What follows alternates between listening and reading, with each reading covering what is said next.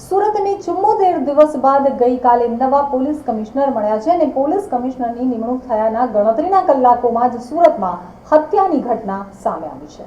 સુરતને ગતરોજ 74મા દિવસે નવા પોલીસ કમિશનર મળ્યા છે। અનુપમસિંહ ગહેલોતે ચાર્જ સંભાળ્યાના ગણતરીના કલાકોમાં જ એક હત્યાનો બનાવ સામે આવ્યો છે।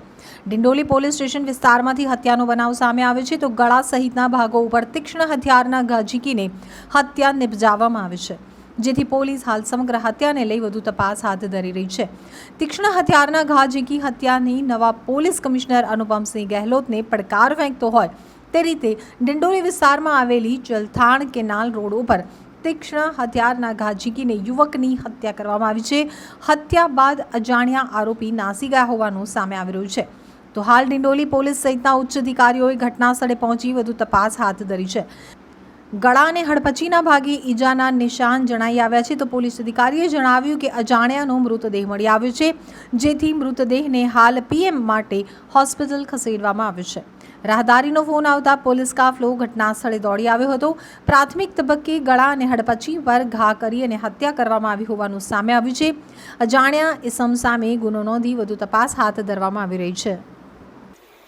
સુરત શહેરના ડિંડોલી પોલીસ સ્ટેશન વિસ્તારમાં મધુરમ સર્કલથી કડોદરા જતા કેનાલ રોડ ઉપર એક ડેડ બોડી મળી આવી છે। અત્યારે ડેડ બોડી ઉપર કેટલાક ઘાના નિશાનો પણ છે, એના માટે અમે તત્કાલ આ બોડી પીએમ માટે મોકલી દીધેલ છે।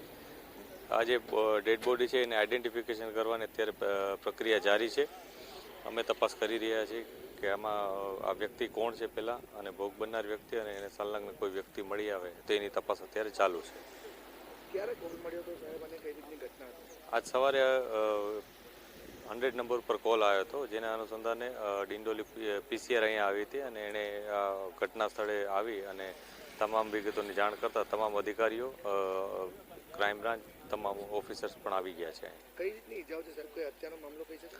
પ્રાથમિક દ્રષ્ટિએ કેટલીક ઈજાઓ જણાય છે કે જેના ગળા ઉપર અને હડપચી ઉપર ને એના ઉપર કોઈ તીક્ષ્ણ હથિયારથી અથવા એવા કોઈ હથિયારથી ઘા કરેલું હોય અને બ્લડ ખૂબ વહી ગયેલું હોય એવું અત્યારે જણાય છે। તે છતાં એકવાર પીએમ રિપોર્ટ અને જે મેડિકલ એવિડન્સીસ આવશે એના ઉપર અમે આગળની કાર્યવાહી કરીશું।